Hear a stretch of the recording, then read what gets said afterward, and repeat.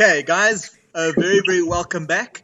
Um, okay, just to do some housekeeping before I just get to some introductions. Today I'm smoking my Fail Art. I've got no idea what it's called. It's an estate pipe that I got, and I'm smoking my jock from it, and I'm absolutely loving it. Uh, Guys, who would like to introduce themselves or say what they're smoking? I do know there are 2 or 3 people that are coming today that I definitely want to introduce a little bit of myself, but please shout out who would like to say what they're smoking and out of what. I can see Quibus there. Hello, Quibus. Who else do I know that's there? John. William James of Juanet. Good donkey. Who's that? It's Thomas. Can you see me? Thomas. It's been a while. I didn't get to Postnet today. I'm going to go. No, don't worry. We'll sort it out next week. Okay. You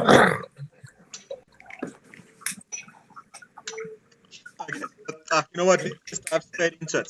The first person I would like to introduce to you guys, I'm not sure if you can see on your screens, but we've got DDR here. Now, DDR, I have to say thank you very, very much for the effort you made to be here. DDR, what time is it now? Stupid o'clock. Stupid o'clock. Yeah. It's 6 a.m. right now, which is why I'm not yet smoking anything. No early morning pipe for you today. Not this early, no. No, I don't blame you at all. DDR, please do me My a wife favor. and I stayed up late last night and had dinner and then sat around and I had a pipe. So I'm good for a while. Excellent. Ladies and gents, just so that you know, I kind of met DDR by accident online.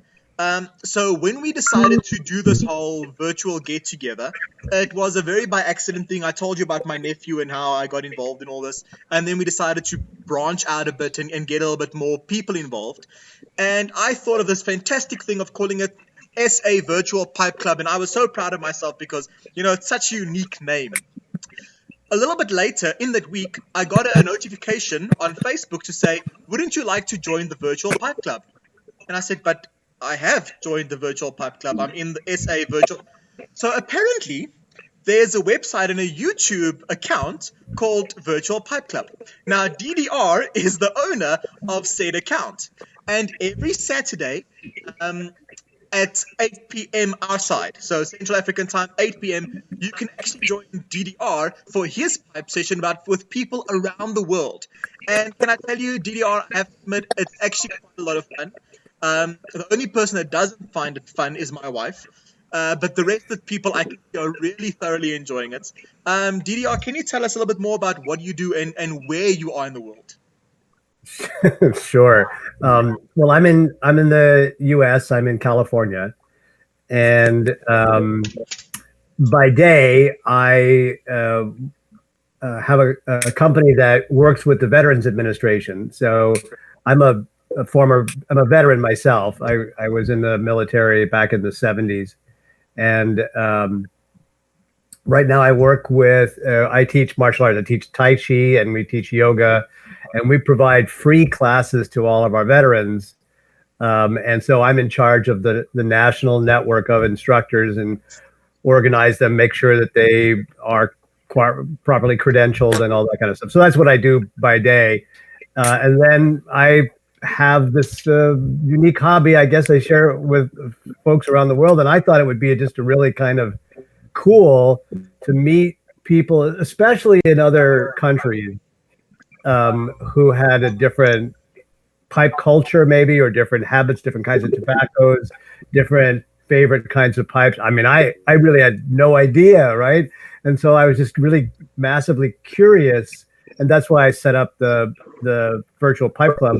I use online meetings every day. It's part of the way I run my business. So it was just kind of like natural for me to set up something like that. And that's what we do. But Virtual Pipe Club was just sort of like I don't know what else to call it. So I don't feel any real ownership of the name. You know, just the thing. No, I completely agree. And I feel like that's exactly it. what did you want? You wanted a pipe club. Where did you want it? On a virtual platform. So it's such a, and that's how I said, I thought I was so unique to try and think of this fantastic name. It's a virtual pipe club. Anyone could be able to figure that out. And then I realized there's one that's been going on for a couple of years now. But no, DDR, thank you very much for joining us today. I know you said you probably not gonna... You're just a parallel genius. That's all I they say great minds think alike, but there you fools go. never differ. So you know what, DDR, I'm not sure which one you are or which one I am, but you know what, I say we're great minds. That's where I'm going with this one. I'm not going to just don't ask our wives. They'll have a different answer. Oh, no comment. Sorry, we've actually hijacked the meeting now, you and I. Thank you very much for joining us. I know that you said that you're going to be popping out when you can because you've got other meetings today. That's perfectly fine. When you're ready, you can jump out and enjoy the rest of your day. Then, I would really like to say welcome to James. James, I know this is your first meeting as well. And I see I got a missed call from Colin Wesley. Now, ladies and gents, I'm not sure if you all know who Colin Wesley is, but he is the owner of Wesley's Tobacconists. Wesley actually used to be, Colin actually used to be a South African cricketer, which I personally didn't know about. I just found this old gentleman in a tobacconist called Wesley's. And what I like about it is it's a true tobacconist. You're not going in there to find your vapes and your twists and your general cigarettes. It's tobacco. You're there to find pipe tobacco. You're there to find the cigars. You're there to find, and that's what I like about it. It's not just this average mall or average store that's calling itself a tobacconist, but then sells cigarettes or vapes. So I was really intrigued with Wesley's, and that's actually where I bought my first pipe, was from Colin Wesley.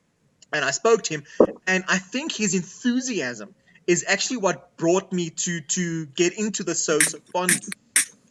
Then yesterday, while I was speaking to Colin, I said to him, Colin, don't you want to join the meeting? I know there's a lot of people that would like to hear more about you. He's got these fantastic articles that he writes. And DDR, I'll make sure that I share those articles with you as well.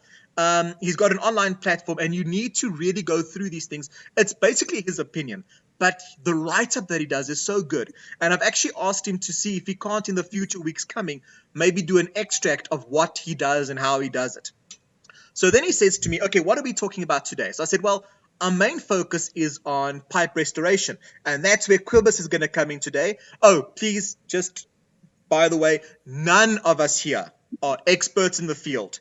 We're all just people enjoying the hobby. So if you know something different, share it with us. We're not here to judge. We're here just to have a good idea of what's happening and to learn more about each other. So after Quibus and I discussed to say that we're doing pipe restorations, Colin says to me, you know, I've got a gentleman that also does restorations. His name is James, and he lives in Pretoria.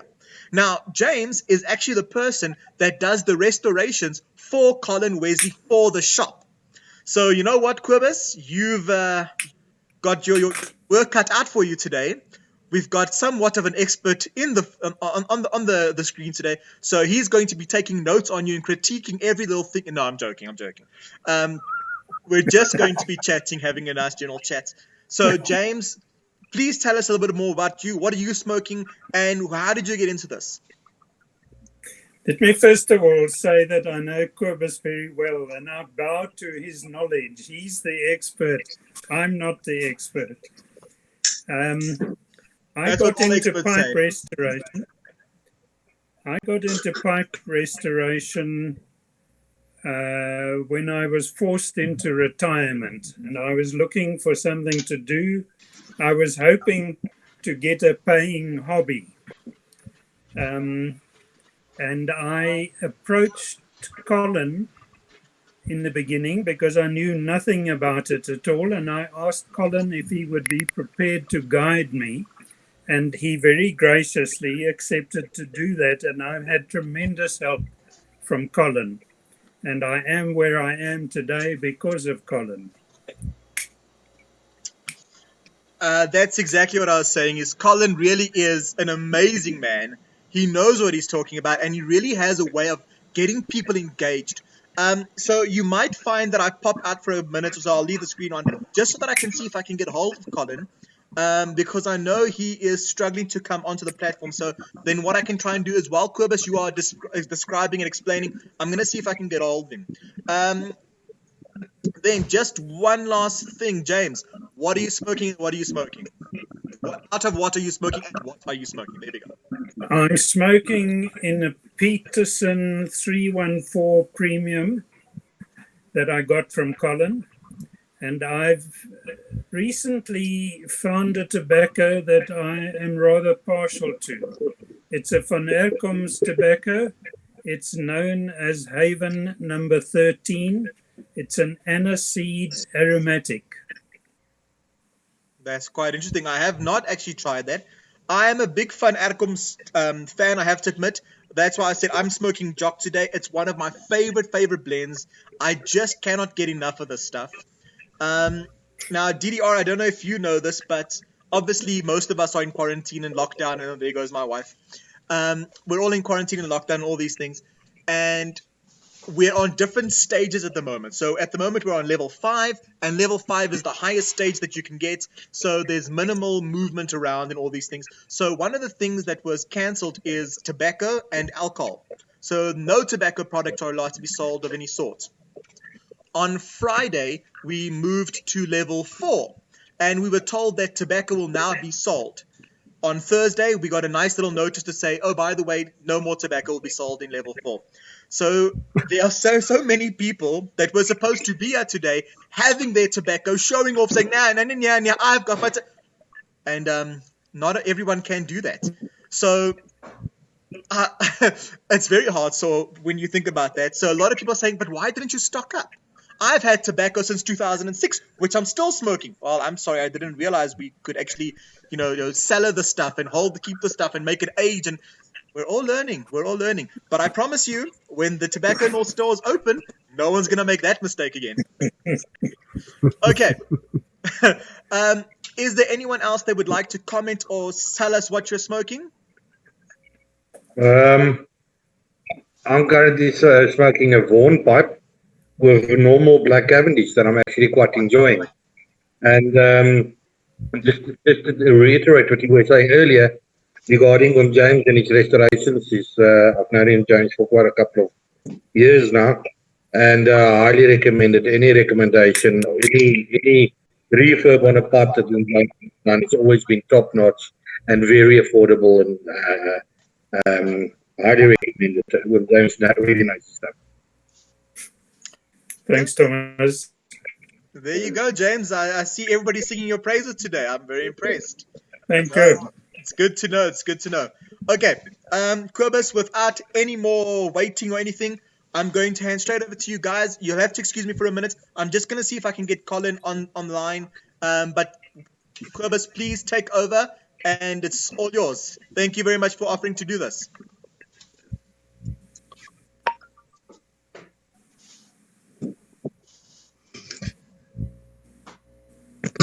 Hi there, gents. Can you hear me?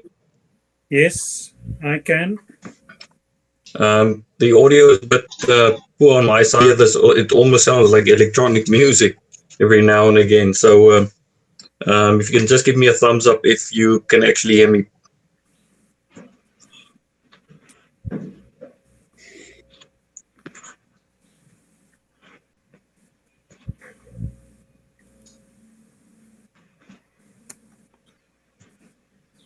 Okay, so everybody can hear me? Yes. Yes. Yes. Yes, I can. I don't know.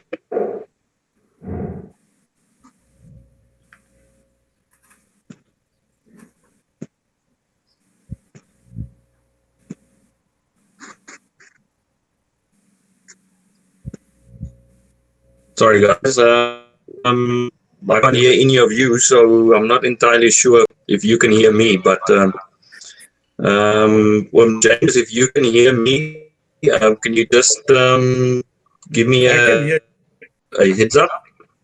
Yeah, I can hear you. All right, so you can hear me clearly? Yes.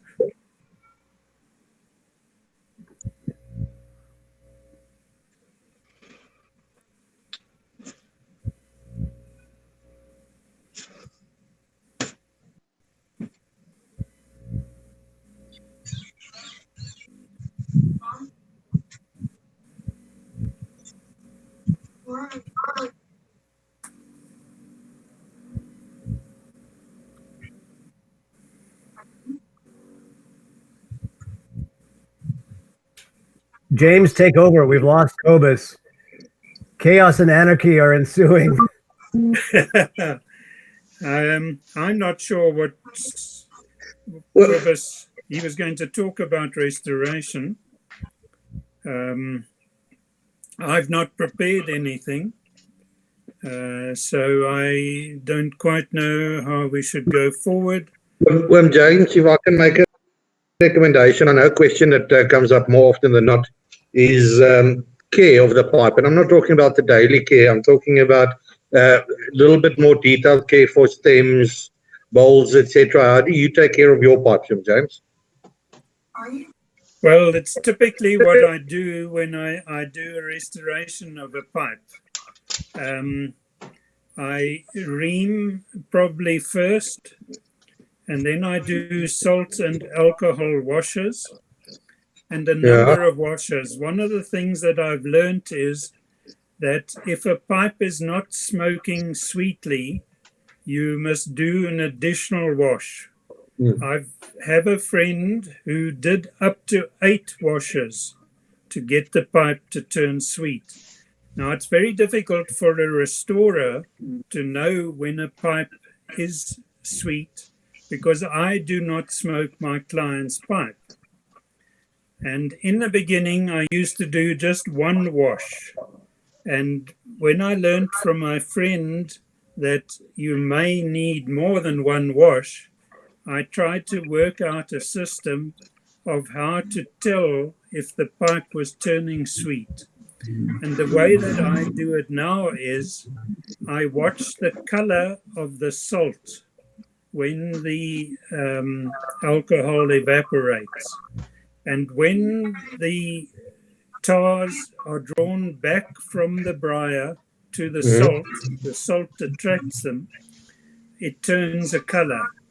And when the color stops appearing on the salt, then I assume that I'm at the stage of a sweet pipe and I stop the washing. That give you some answer? It does. And stems, William James? Sorry, stems. And your cleaning of your stems, more detailed, because I'm a cleanser, so I tend to leave marks and have issues with the stems around the mouth bit. And I hate using those little cleanse condoms or whatever you want to call it. Yeah. Now, obviously, use some, I just use some Vanish, obviously, take over my marks, soak it a bit, and then I sand it down, and then I do Canubro wax on it or whatever I've got lying around. What do you recommend? With vulcanite, ebonite, you can often heat the stem with a flame. You've got to be very careful not to burn the material. And you will suddenly find that the tooth mark pops out. It's almost like a small dent in a motor car. If you put boiling water on it, it often pops out. Similar sort of thing with the tooth marks. And if I cannot get rid of the tooth marks, I fill them in with a mixture of super glue and activated charcoal. And you've got to roughen the surface, otherwise you don't get adhesion. And then once you've put that in, it's a question of filing and sanding down to the original levels and then polishing up again. So that very often is how you can get rid of tooth marks. But the first thing I try is to heat it and whether it will pop out or not. Oxidization on a vulcanite stem is always a bugger. It's the sulfur in the rubber that is oxidizing and causing that color. And it lies below the surface very often. Sometimes I soak the mouthpiece in a sodium percarbonate, which when you put hot water with it, it reacts and gives off hydrogen peroxide. And that peroxide very often lifts the oxidization to the surface. It leaves it as a white powder sometimes, and sometimes it's a yellowish, greenish powder. And you've got to rub that off and sand it down and then go through the various grits to get it back up to a polished surface. Sometimes it's quite a bugger to get it out. I've got a stem at the moment that has been giving me lots of trouble in getting the oxidization out. It's lying just below the surface. So it makes it very difficult to get to it. You've got to sand that surface down. And obviously, that is a process that diminishes the amount of material on the mouthpiece. And I don't like doing too much of that because then you start getting steps where it plugs into the tenon, the mortise, and things like that. We still lost Quibus. Are there any other questions? From what I can see, I still see Quibus Well, James, I'm online. Quibus, you there? okay. Yes, I can hear you. So I just lost you guys for a couple of minutes. It sounded like I was listening to electric music for a while. But if you can hear me clearly, then I'm good to go. Quibus, we can hear you. Obviously, the video is not there, but I'm assuming you've done that because of the connection. So go for it. We're ready. Thank you. And James, thank you very much for jumping in there. I'm quite impressed. Okay. We had a little bit of a science lesson while we were listening. We love it. Okay. Can I go? Yeah. Okay. So restoration. There's a couple of different things you just maybe need to keep in mind under the umbrella of restoration. Is the first thing, which is probably what James does, is conservation. So he will start with a reasonably high end pipe, like they would sell at Wesley's, where he does the restorations. And he will essentially, correct me if I'm wrong, James, but try and preserve what there already is. Yeah. And just improve it and make it pretty again.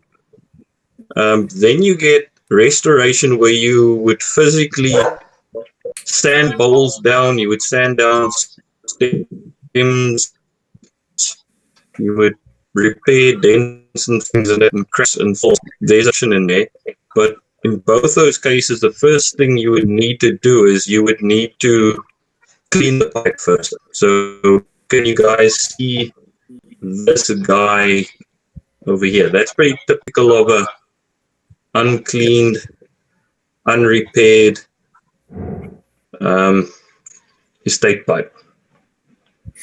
Okay, so there are a couple of different methods how to deal with it, but I'll just go through my method.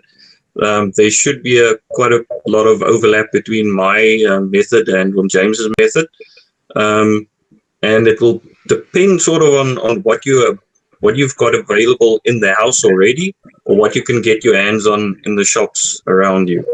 So this is probably the least technically demanding methods I'm going to use. You might not get the best results, but this should get you. Those who have seen my restorations on SA Pipe Smoking Society should be able to see the results I get.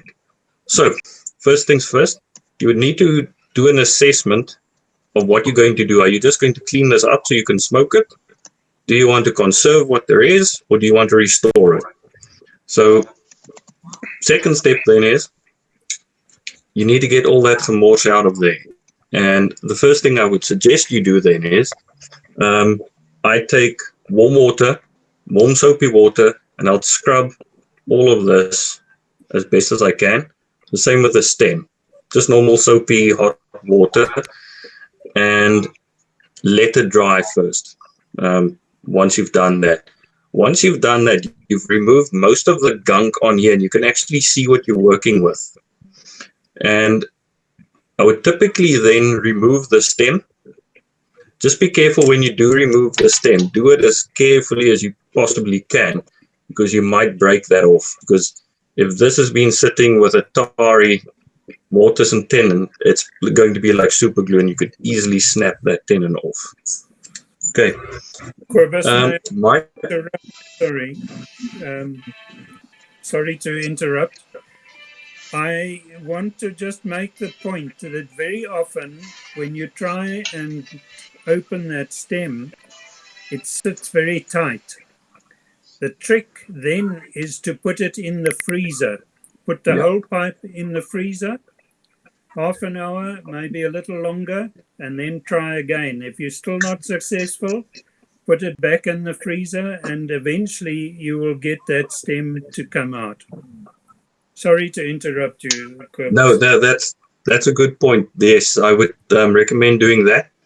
Yeah, the different contraction rates will give you that little bit of movement in the tenon. So yeah, you're quite right in that. Then another, I wouldn't say controversial method, or something you need to do then is you need to get the gemors out of there, and that will involve removing all the tars and then just all the buildup.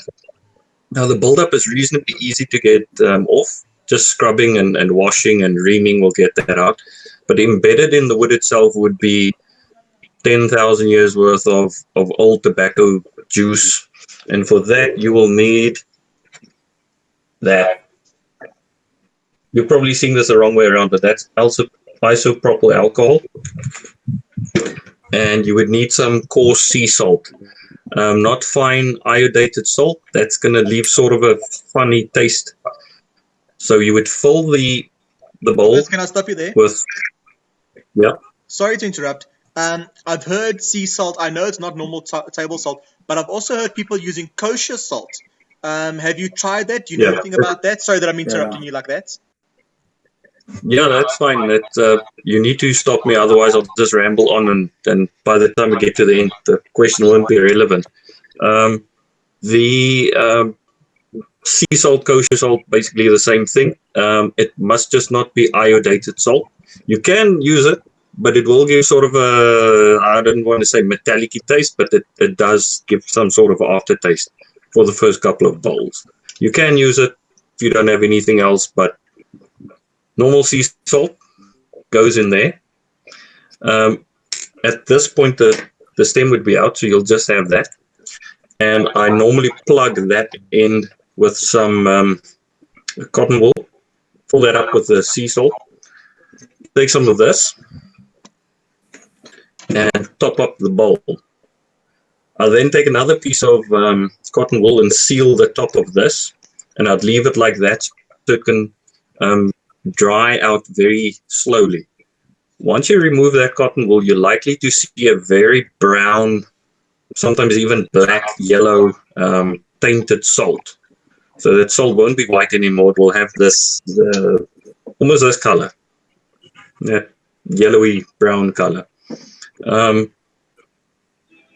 You can do it once. I would suggest you do it one or two times more just after that to ensure that you get all the gunk out. The salt will get progressively lighter every time you do that. Normally I find with straight pipes you might get away with one or two, but with pipes with sumps like you would have in a Peterson, you'd also need to get in that sump as well, and therefore you might need to do it at least 2 times. Okay, so that, yes. Pardon me interrupting. I'm Corey. Sorry I'm late. I've also been told that the salt, but I've been told that you could add whiskey, which seems a bit of a waste, but I suppose it does the same as the alcohol. Yes, you can. Typically recommend that you use any white liquor, strong white liquor like vodka, because it leaves less of a taste. If you don't mind the taste of whiskey, or that will ghost the pipe for a little bit, then there's no reason you can't use whiskey. But the higher the proof, the better, which is why I use this, which is 96% pure. This 5 liter was just over 150 Rand. At the moment, I think any sort of alcohol is pretty much impossible to get hold of, but just to give you an idea, it's It's not a very expensive thing to get hold of. Okay, so we've gotten the bowl clean. We've removed the stem, so we've gotten at this point, despite the appearance of this one, we would have had now a clean pipe. I would then typically do a reaming after I've done the cleaning, the salt treatment, and just inspect it again. And I would leave the pipe to rest for a day or two. And the reason for that is that you've now put alcohol in here a couple of times, and it will make that pipe very dry. So my recommendation is just to leave for a day or two after you've done the cleaning.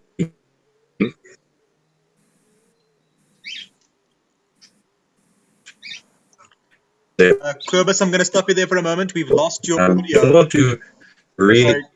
with something that's gone completely dry. Sorry, I know that you can hear me now. And I know then there's a bit as of a well, lag. yes. Can I ask everyone else just to make sure that your mics are off, please?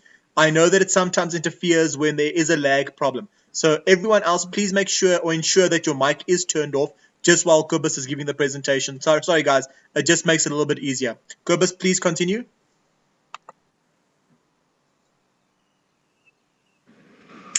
Okay, so just where I left off, if you have fine tolerances like you have in a pipe, you now have a very dry bowl and you're going to stick a stem back in here. You might end up having that crack once this pipe starts gaining moisture again, because it will obviously swell up slightly. We're talking very, very, very small amounts of swelling and shrinkage, but you don't want to risk it if you've already done all the hard work just to have a crack there, basically, once you're done. So at that point, I normally start on this. I take the bristle pipe cleaners and I will clean this out quite a bit. Clean. I also have a little brush that I use for this, and I'll work it through a couple of times. And so, let's say, for instance, I was working on do I have a curved stem somewhere? No, I don't. Working on a vulcanite stem is much stem in the oven. If you don't have a heat gun, an oven works fine. Not higher than 100 degrees Celsius, and put it on a plate so it doesn't heat up directly on those metal grids in the oven. That will straighten the stem out, so it'll go from its curved shape, if it was something like a Peterson, into a straight stem, and then it's much easier to work on. If you need to get dents out from, typically heating it up in the oven will lift some of those really light ones. I think it's just because it's a bounce back from the rubber just relaxing again. I'm using very non-technical terms, but I suspect it's a compression dent as opposed to wear and tear. We've actually worn away the material. So if you haven't worn away the material then it should just pop out. Typically, that is as far as you would go for for basic cleanup. I have found magic erasers, which is just a little sponge, and you would use that to just buff this out. You can also use something like Brasso, Solvo, even automotive polish if that's what you have. So that will give you a very basic cleanup. You haven't restored anything, you haven't preserved anything, you've basically just cleaned this up and made it ready to smoke again. Okay, so at that point, I just want to ask anybody have any questions?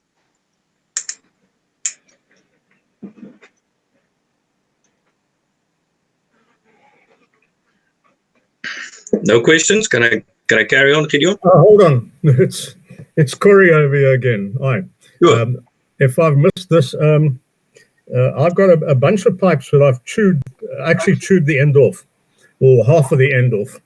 Okay. But I've taken your point about that compression, which I can't easily get the pipe cleaner through. Is it easy to buy stems How does one go about it? Or do I just get a Dremel machine or something and cut myself a new neat end piece? What's your suggestion? All right. The simplest answer to this would be to send it to Colin Wesley so James can have a look at it. If you do feel brave enough, you can actually order pre-made stems from AliExpress. I've ordered from them before, and they'll send you a whole selection of different shapes. They'll send you different tenon thicknesses, pre-curved, straight, all kinds. So in that instance, if it's completely gone, I mean, you would actually be able to see the airway through there, then you're probably looking at a new stem. I have actually fixed ones where the top part was completely chewed away, and I managed to rebuild it using activated charcoal and black super glue. So that is a possibility. It takes a lot longer and it's more involved. But if you're brave, you can do that, or you can order a pre-made stem, or get William James to help you out if you're up north. Can I'm I in just add? Johannesburg, so I can pop into Wesley's, thanks. Or when he opens. Yeah, can I? Yes. Sorry, may I add something there? Colin has a lot of stems. He has a supplier that he's found in Europe. The thing with a replacement stem is it has to be fitted because the tenon and mortise are unique on each pipe. It's not a standard thing. You don't just buy a mouthpiece off the shelf and fit it and that's it. It's got to be specially fitted to match the mortise so that the tenon you file down and it matches the mortise. But coming back to the point of the breaking of the end of the mouthpiece, you often get a hole either from a tooth or from a cleaner that has gone through, and you find that very often with the Petersons because of that P-lip and the angle of the smoke channel coming out like that. The pipe cleaners going in create a hole, usually on the opposite side, on the underside of the mouthpiece.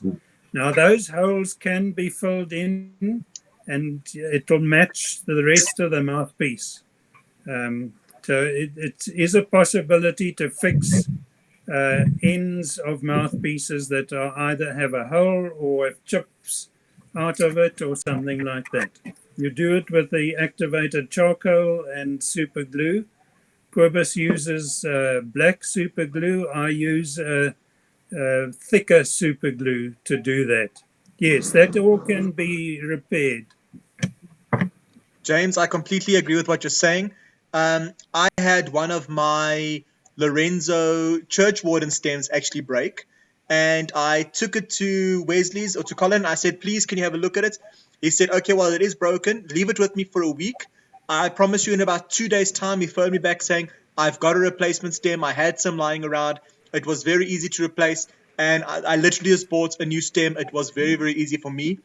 I have no knowledge about restorations or improving or super glue like you guys are doing, which sounds fantastic. I'd like to learn more, and that's why I've actually sitting here listening. A question that I'm going to ask a little bit later when Cobus is done, especially because you were speaking now regarding the P-lip. What would then be the daily care that you have to do to try and ensure that your pipe cleaner does not actually break into the stem? But we'll leave that till the end so we can explain that. But if you can just maybe have a thought there while Cobus and you guys are carrying on. But thank you very much for your input. It's guys, you're actually giving us a lot of information. Quick question from Corey. The last stem I had replaced cost me 600 Rand. Is that a reasonable price? It was on a very nice pipe, what you call a tree end, which looks like a bowl of a tree. There are two things here. If you buy a ready-made stem, they are in the region of 200 to 300, maybe slightly more, depending on what stem it is and what pipe it is and so on. But you can also have a stem made from raw material. Now that means lathe work and belt sanding work and a lot of labor. And I would think upwards of 800 to 1,000 Rand would be reasonable for that type of approach. Does that give you some idea? Yeah, that's great. Thank you very much. I shall find that out. Just as a little anecdote, you might have seen, I'm reasonably new, but I posted that I used to be in touch with Mr. Mattner quite often. And he said one of the things that made him give up making pipes was that when he was making the stems, the fumes from that really interfered with him and made him ill. And that made him stop doing pipes. But I was lucky to know him virtually to the end because we lived very close to him. And that's why I've got a couple of funny pipes from him, which actually don't have his name on. But thanks very much. The story that I have about him having to give up his pipe business was the gourd pipe. He used to get those from a farmer in the Karoo, and it was the sawdust off that gourd, the Sherlock Holmes type of pipe. Yeah. That is what made him go blind, and that's why he had to give up his business. Interestingly, I had two of these gourd pipes and I gave them away to Ebenhard. Apparently I shouldn't have, but I thought, I didn't really smoke them much. And when I bought them, and then I looked on the internet, I saw what they were selling for. And mine were in pretty good nick. But good luck to Ebenhard. Yeah. Thank you. Great.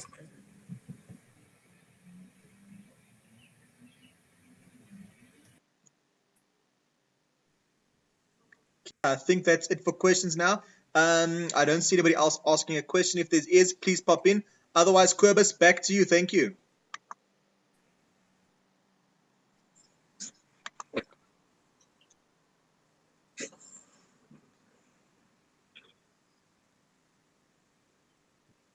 Can you guys hear me?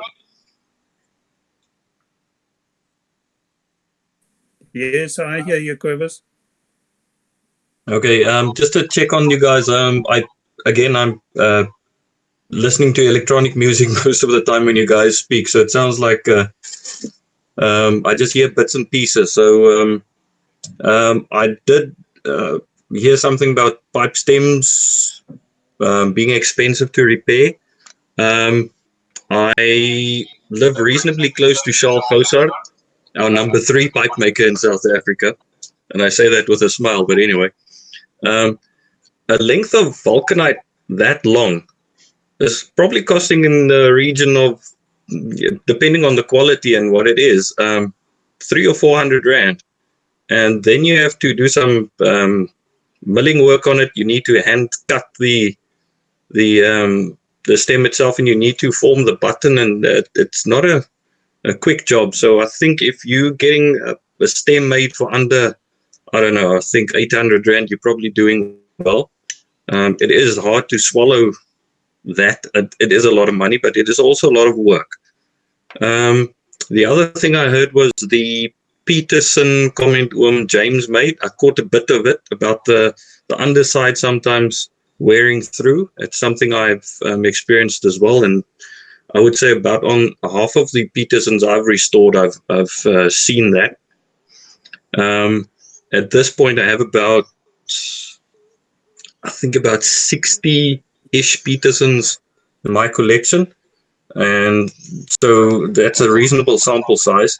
And to get over that problem of the pipe cleaner scraping away the material on the inside of the stem, I actually curve the pipe cleaner before I insert it. So it's already curving through the stem. It's not a piece of straight metal going into the stem and then bending through force. You've actually already got that sort of thing going on.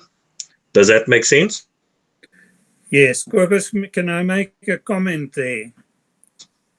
Can you? We've lost you again. My comment is, whenever you put a pipe cleaner into the mouthpiece of your pipe, put it from the tenon end and turn the mouthpiece, keep twisting it as you're pushing it in.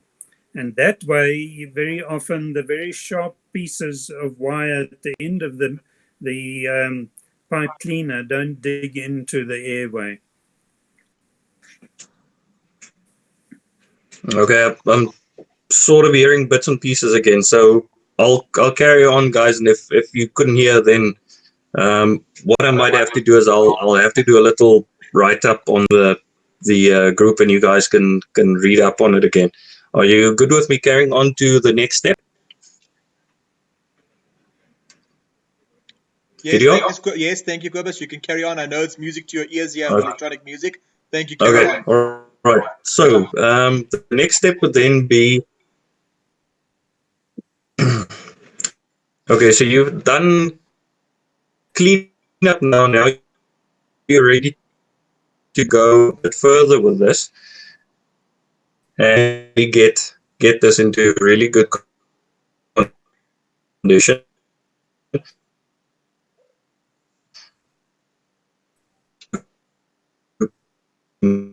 A couple of Quibus, I'm not sure if you can hear, but we're now struggling to hear you. We had perfect audio, and for some reason now I'm battling. I'm not sure if everybody else is battling like I am. But if you don't mind, just try and repeat that if possible. We are struggling to hear you. Really damping start with paper on a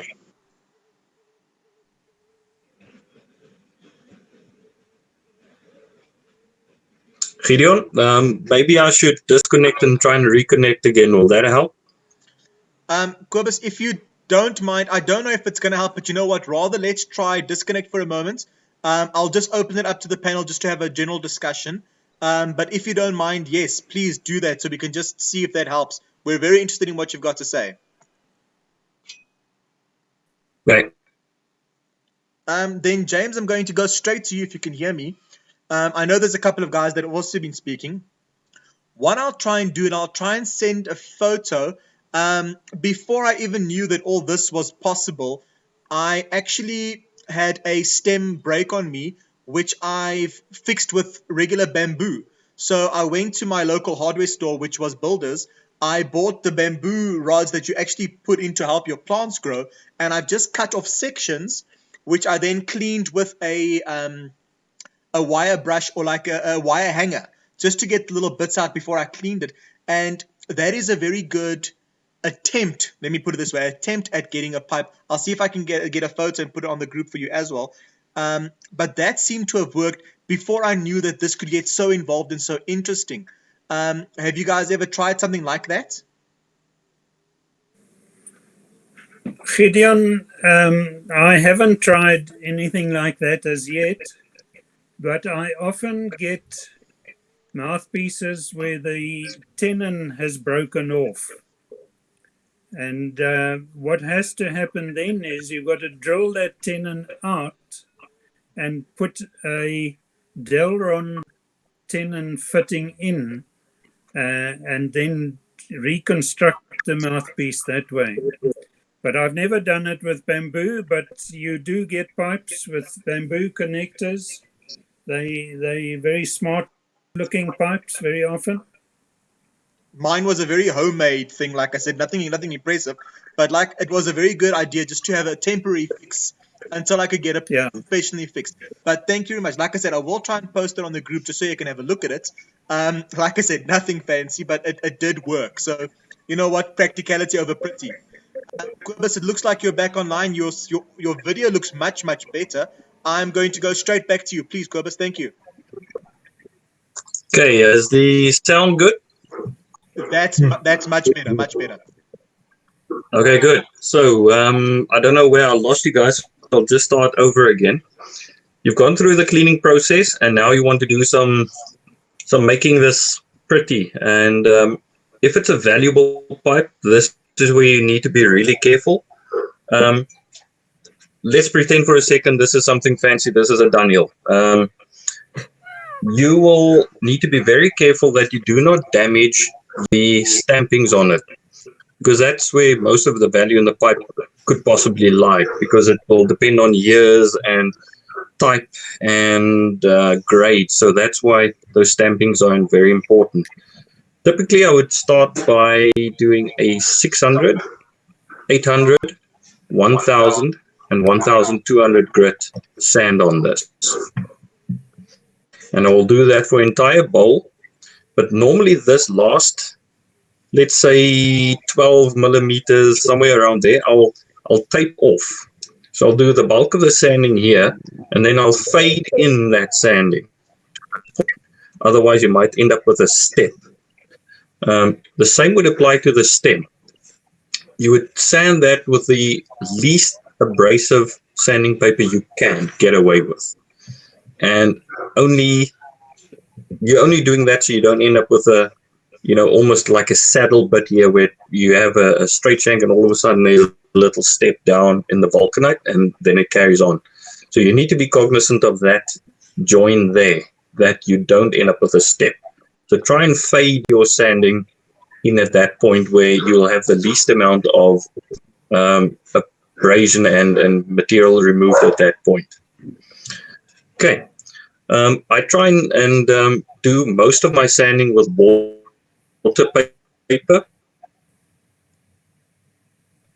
I can wear the material down very gradually. Find that if the paper is lubricated, it tends to be less aggressive.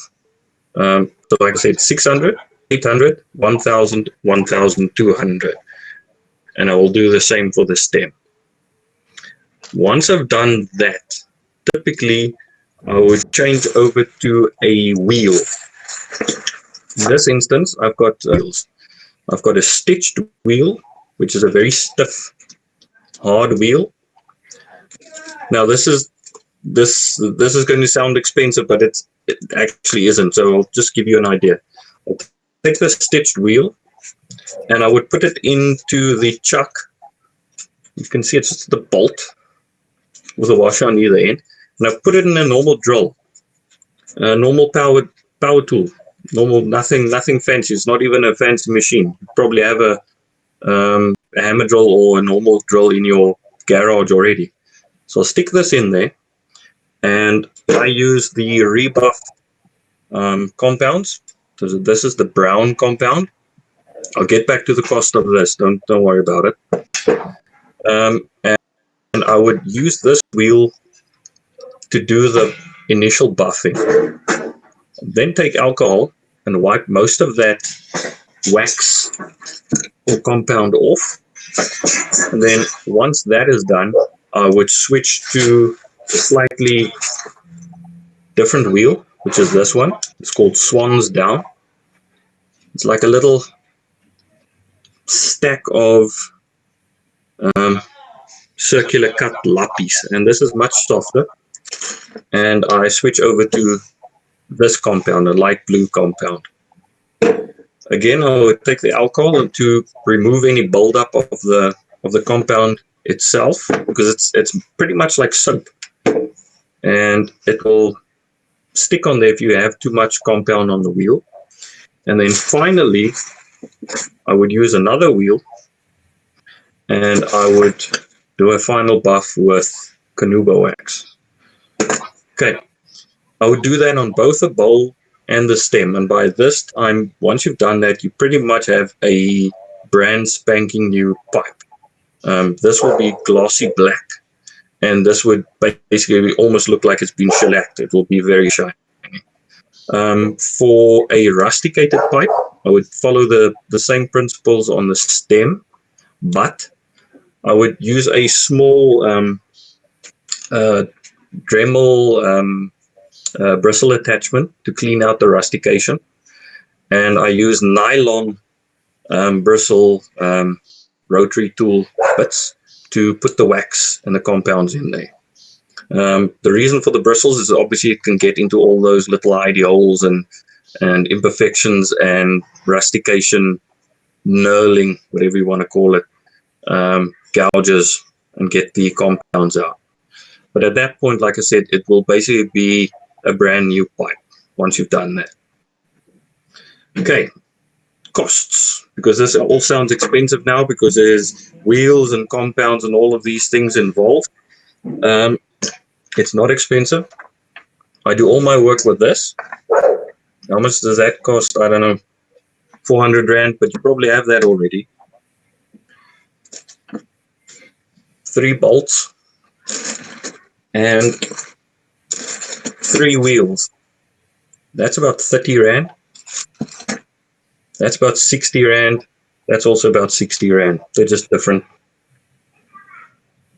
widths.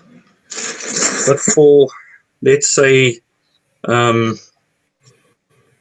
Rand, you can 100 Rand, 200 Rand, depending on how big you want to go with this, you can pretty much set yourself out pretty well.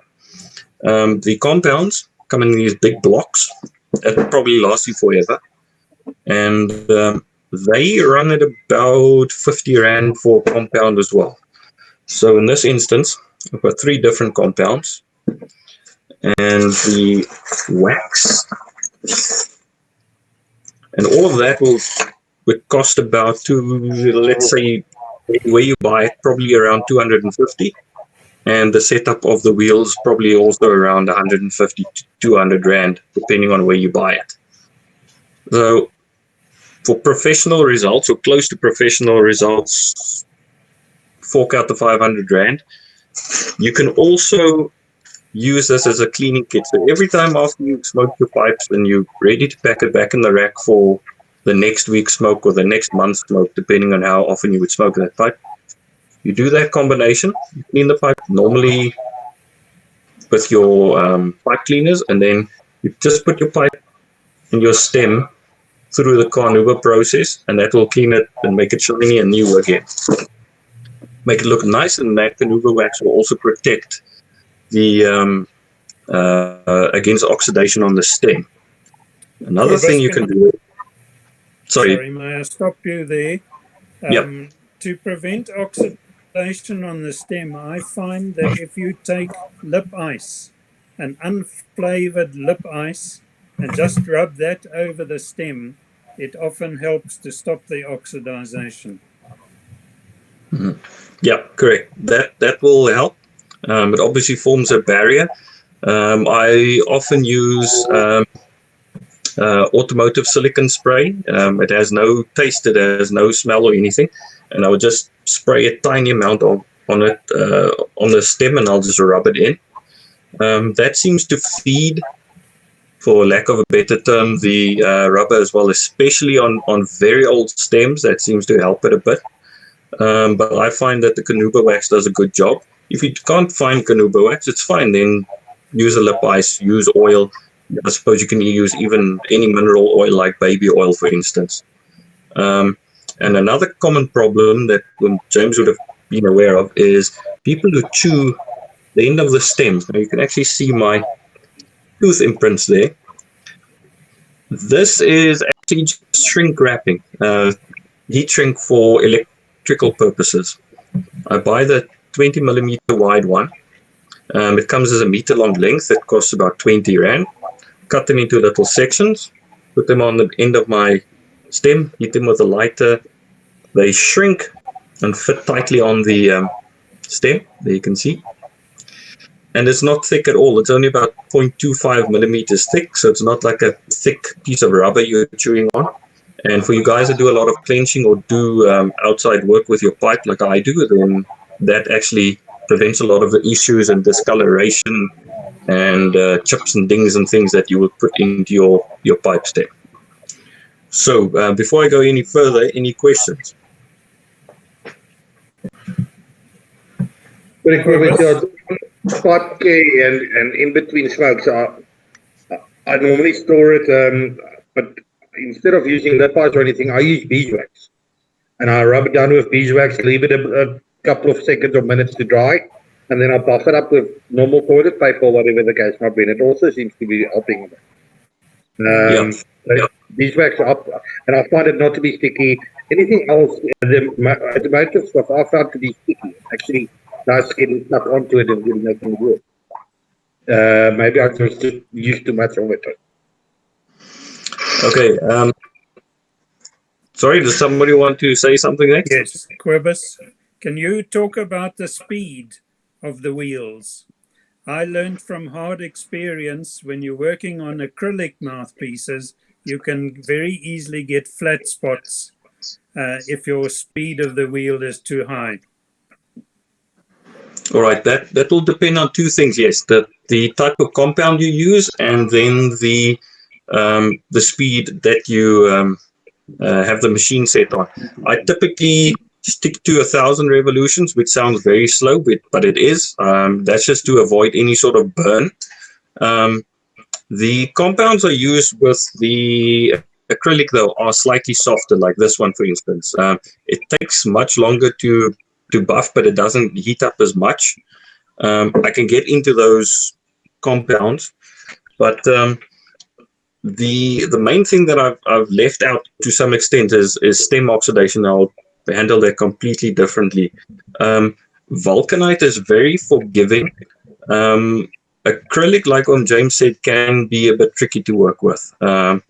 It shouldn't actually give you any problems, and you really shouldn't ever have to do maintenance on it. But if you do, just be cognizant of the fact that any sort of rubbing against it, like you would have with a buffing setup, is likely to heat it up to an extent where it might flat spot. James? Quick one from Corey. I don't know if it's been touched on. I've had a pipe where the wood broke, just where the stem comes in, and I had that professionally repaired with a ferrule put on it, which has lasted me like 30 years or so. It's still one of my favorite pipes.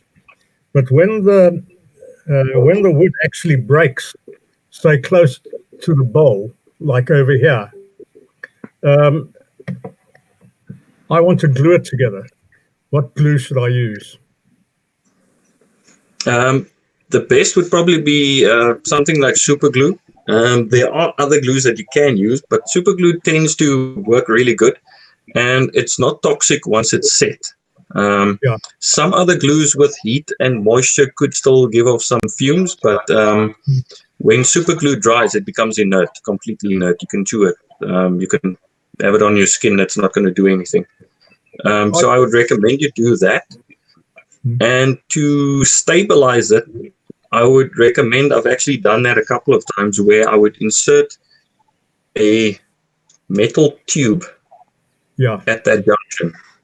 So I'd have a small piece of stainless or aluminium, preferably stainless, but aluminium will work as well, just to act as a stent of some sort, basically, just to stop any leverage making that joint break again. I've got some selection of thin copper offcuts, and I was thinking of actually opening it up a bit so I keep the bore the same and the size of the copper. Is there anything wrong with copper, or would that also be good? Sorry. Oh, I would prefer to use carbon graphite.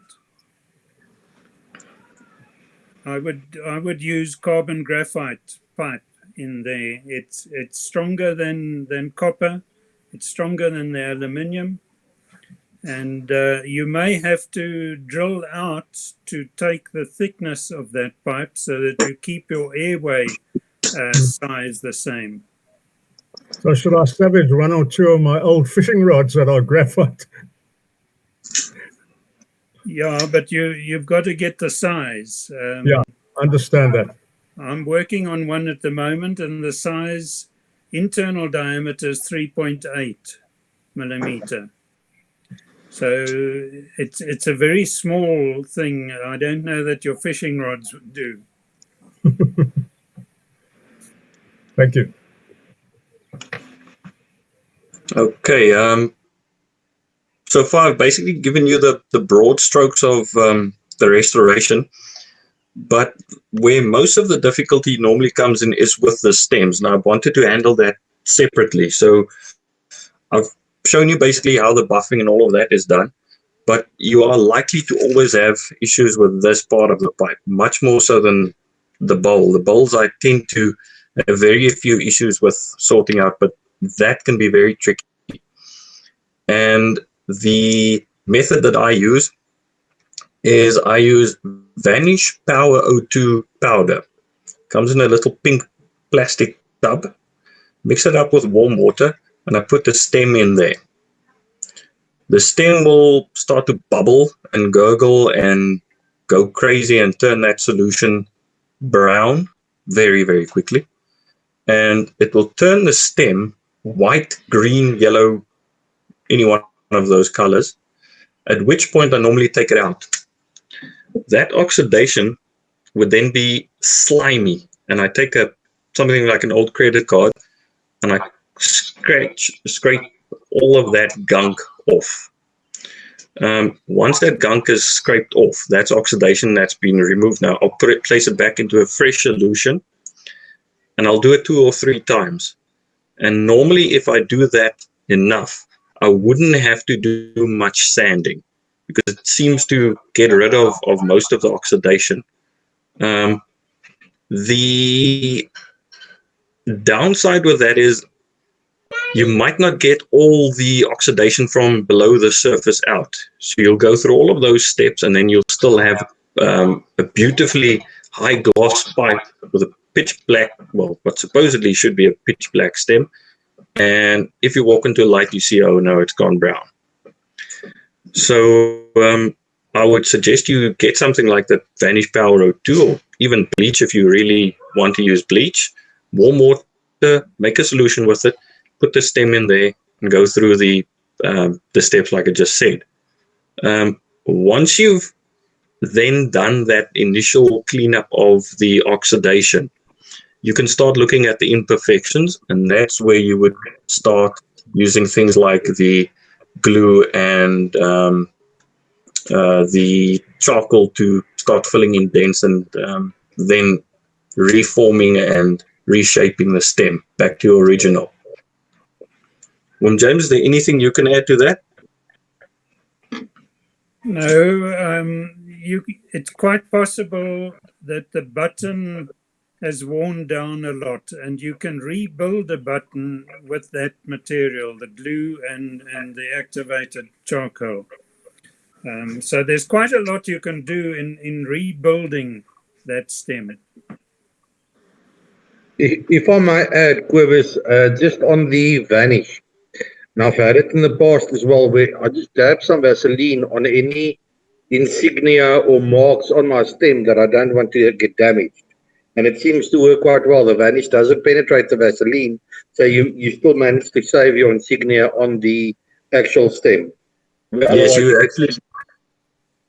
actually did me a big favor there. Yes, that's actually something I neglected to mention, especially with something like that. This is just a Dr. Plum. It's nothing fancy. But if you want to keep that intact, you would need to put some sort of barrier on it, and that would be something like Vaseline. James, is there anything else that you would have used, or is that basically your way of doing it too? I think that's about my way of doing it. I use sodium percarbonate. Now, the main activated content of that Vanish is sodium percarbonate, and it forms hydrogen peroxide when you put hot water with it. And that is the active agent of getting that oxidization to lift to the surface. So it's the same thing that we're using. I just get mine from the brewing industry. They use it for sterilizing their equipment, but it's the same active product in the Vanish and what I'm using. Sodium percarbonate. Okay. So basically, so far I've spoken about cleaning and I've spoken about conservation. The last step would be to do what James basically mentions there, and that is building up stems again, and maybe building up wood where the wood has been knocked repeatedly. The pipe might have been banged by the smoker all the time. And for that, you need more in-depth and more time. So it's a bit difficult for this one because you actually need to see me do this. But yes, you would be able to rebuild the button. It sounds much tougher than it actually is. It takes time. And if you take your time, it's not that complicated. It's more a case of taking your time. Don't be too hasty, and just try and get back to the original specifications as much as you can. The other thing that you might run into is like this pipe. It's a bit difficult to see, but this side is worn away quite a lot, and usually a light topping would be able to solve that, which basically means you would turn the pipe upside down.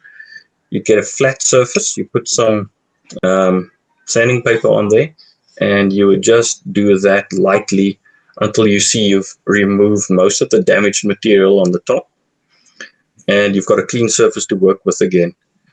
If there are serious dings and marks and chips on here, use a briar dust, mix it with some super glue, and you can use that as a filler here, and then sand and shape to get back to original specification and shaping. Corbus, could I interrupt you there? Sure. For a dent in the wood, steaming the dent very often lifts it out. Now, what I do is I heat a screwdriver with a heat gun, and I take a wet cloth. It's a little tricky because you've got to work partially blind when you put the cloth on. You don't know exactly where the dent is, but if you can get the heated screwdriver to form steam from the damp cloth on that spot, it will very often lift the wood and lift out the dent from the wood. Mm-hmm. Yep, that is a recognized method of doing it. You might recall that I mentioned earlier that I wet sand, and most of the time my wet sanding results in the grain lifting ever so slightly, and that will lift out compression dents. If it's material that's actually been removed, you will need to obviously fill it in with briar dust and some glue to fill up the hole or the crack. In this case, you might actually see there's a fill in this bowl just there, and after years and years of contraction, expansion, those fills might actually start falling out, and I use briar dust and glue as well to fill that up. So I might use a dental pick. I'll get in there, scratch out all the old filler material there, and put in the briar dust, which is much more hard wearing than any filler. Lastly, on woodwork, I wouldn't recommend you necessarily stain a pipe again. You can if you want to, but if you do want to stain a pipe, leather dye works very good. In this instance, I've used up all my leather dye, so I'm using normal timber stain. You apply it with a little brush, put it on there, and then I typically put some of that on there as well. And then I light the pipe up, so that stain will actually burn into the wood. Now, I know that sounds very drastic, but it's a normal method of doing it. I'm sure James would use that flambe, pipe flambe method as well. And that sets the stain really well. And then once you've done that, you would go through the polishing, buffing process. So you would sand, do your stain, and then do your buffing and polishing processes. I know I'm jumping around a bit, but I will actually give you a summary of this.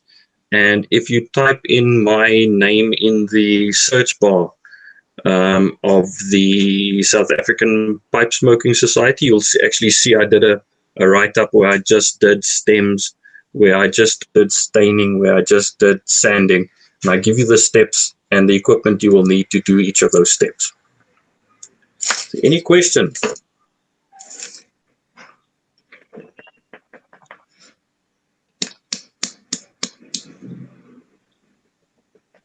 No questions? If I look around like that, I don't see any questions. Okay. Quibus, that was fantastic. Thank you. I actually cannot believe how much there goes into just to try and restore a pipe. You guys are absolutely amazing for doing this and taking the time to actually do it. I think I've come to the conclusion that if I ever have a pipe that needs to be restored, I'm probably going to send it to Wesley's, or I'm going to send it to you, because I cannot believe the amount of work that you guys put into this. It's absolutely amazing. Thank you very much. Shedian, Sure, it's can not I a problem. say something about that? Please do. It takes me on average between 2 and 4 hours to do a pipe. And I charge 120 Rand. You can work out how much I'm getting per hour. Not enough. To be honest, not enough. Because if you're taking, let's not even go into that. I don't think you get enough. I think you should get much more money and a medal for the work you guys do. Okay, that's actually a pretty good point that James makes there. If you add up the cost of buying a second-hand pipe, restoring it, and then selling it on, there's very little margin for any sort of profit. I would suggest that try and do it yourself. If you have a pipe you can practice on, try and do your own one first and see if you can do it. If you don't want to invest in the equipment and you only have one or two, and they may be high-end pipes, something like a Daniel, a Sheraton, one of the Danish pipes, then send it to somebody like James. He does it professionally. He's done hundreds. I think, James, you've got about 100 on that table you sent a picture of a while ago. In total, I'm probably at about 250 restorations. I spend about an hour every night doing a little bit at a time. From complete write-offs where it's broken this, broken that, broken everything, and you end up with a working pipe again, up into basically just giving a clean and a polish, and it's good to go again. Most of your work will basically be just doing a good assessment right at the start. Once you've assessed the pipe and you can establish what needs to be done, it makes it a lot easier. Don't just dive in. You might find yourself out of your depth pretty quickly.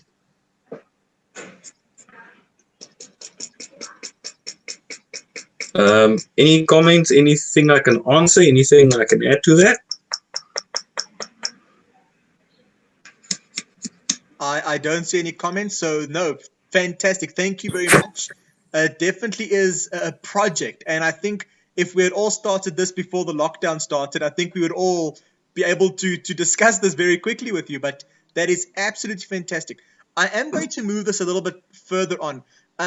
I said earlier that I was going to ask a question. So what if you've got your normal pipe? Okay, I'm not talking about restorations or anything like that. How do you keep your pipe in a good condition and general cleaning?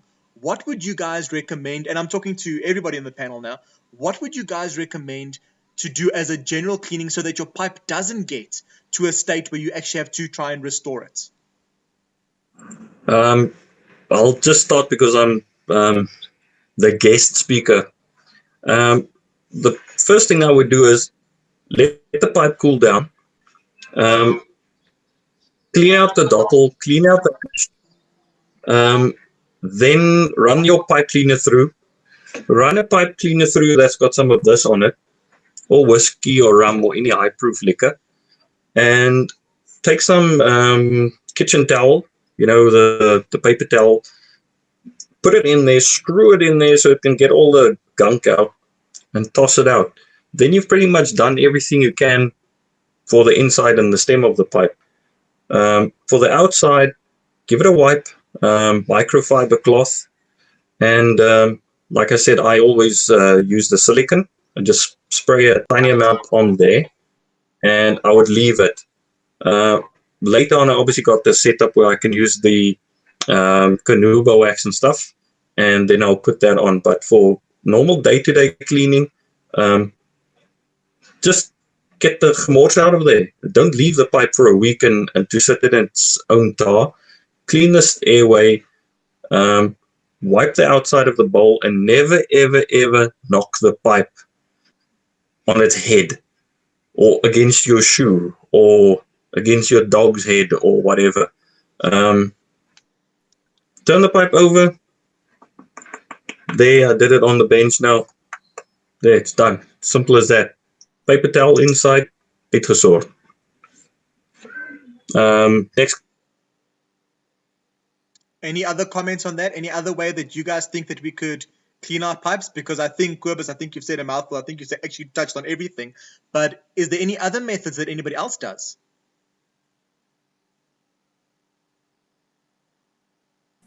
I'm happy with what Cobus has explained. I think that's a good practice. Don't ever leave tobacco in it overnight or anything like that. Smoked tobacco. Clean it out and put it away, and don't put it in a position where it's in a pipe rack near facing a window. I very often get pipes and I can see an image of the window on the mouthpiece of the pipe in the oxidization pattern, and it shows me it's been standing near a light, sometimes sunlight and things like that. I think that's very important. Okay, guys, I did tell Colin that I would just give him a plug. I'm a little bit hard so that he wasn't able to get in. I think he came in and then something happened. He is struggling to get in. Hopefully we'll be able to get him to come in a little bit later or another day. But I just want you guys, for those of you who are not aware, Colin has got a website for Wesley's Tobacconists, and the amount of knowledge that you can just find on that is absolutely fantastic. So for those of you who don't know, it's www.wesleys.co.za. That is WESLEYS.co.za. And then go look around on this website, look at the different pipes he's got, look at what he's selling, look at the tobaccos, and then go and have a look at his library. The library that he's got there is a wealth of knowledge, and I would actually like him to come on one day and just tell us a little bit about his library and maybe tell us a little bit a piece from his library. But like I said, unfortunately, that didn't work out the way we expected to. But that is technology for you, and that's Murphy's Law. Everything works perfectly well until you try and set it up. He and I battled for about 3 or 4 hours yesterday just to try and get him online. We eventually got him online, and then see what happens today. Nothing. Then I would also like just to say thank you to DDR. He's not here at the moment, but I told you about DDR with the Virtual Pipe Club. Now, he has got a virtual pipe club that I think they run at 2 p.m. on their side, so that equates to our 8 p.m. So guys, tonight, if you're not doing anything and your wife allows, please come and go on to Virtual Pipe Club. I'll see if I can maybe just take a screenshot of his link and then just put it onto the SA Pipe Club community just on Facebook, just so you've got an idea of it. I know that he often has speakers as well, and they talk about a whole lot of things. It's a worldwide platform. So where most of us are in South Africa at the moment and we're having a general chat, he's got a worldwide idea where everyone chats. I just do find that it ends a bit late. So for the general person that's been working hard the whole day to go on at 8 o'clock and only finish at 9, it sometimes is a little bit late for them. But have a look at that. They do Zoom meetings. And you know what? They have fantastic way of thinking about it. And I have to admit, I'm extremely jealous when I go onto their little platform, because the pipes and the tobaccos and all these things that are readily available for them is spectacular. So I'm super jealous that we have this small community and they've got this massive wealth of everything that they've got. In saying that, we have been on for more than an hour. I would like to say, Quibus, thank you so very much for your little talk you gave. It was fantastic. James, thank you for your input there. I like I said, I've had a couple that went to Wesley's and I've never been sorry that I've sent them there. Guys, thank you so much. Is there anything else that people would like to say just before we end off? I just want to say this is a great thing, Gideon, and I'm glad that I heard about it, and thank you for having me on it. Absolute pleasure. Guys, you know you are always welcome. I'm glad to see that we're growing. I know that we don't have many viewers, but you know what? I've always felt that it's quality over quantity. It doesn't help having this massive platform where people are not engaging. So thank you very much for you guys that are here. We would like to grow a little bit more just to get more experience and more opinions from everyone else. I mean, there are so many different type of pipes: straight, bent, Churchill, church wardens, Dunhills, all the different types of pipes, different types of tobaccos, different ways of lighting them, different types of way of packing them. I feel like there's no one fit for everyone. So you know what? Let's open a community and let's have a chat about what everyone else does. The way I do it is not the way you do it. And that's what makes pipe smoking so fantastic and so intriguing. So guys, I'd like to say thank you very much. I am going to end this session. Have a fantastic day. As soon as I get a chance, I'm going to see if I can upload this to YouTube. And then, Quibus, you can see how you look while you were having your speech. Thank you very much, guys. Have a fantastic day further. Cheers. Cheerio.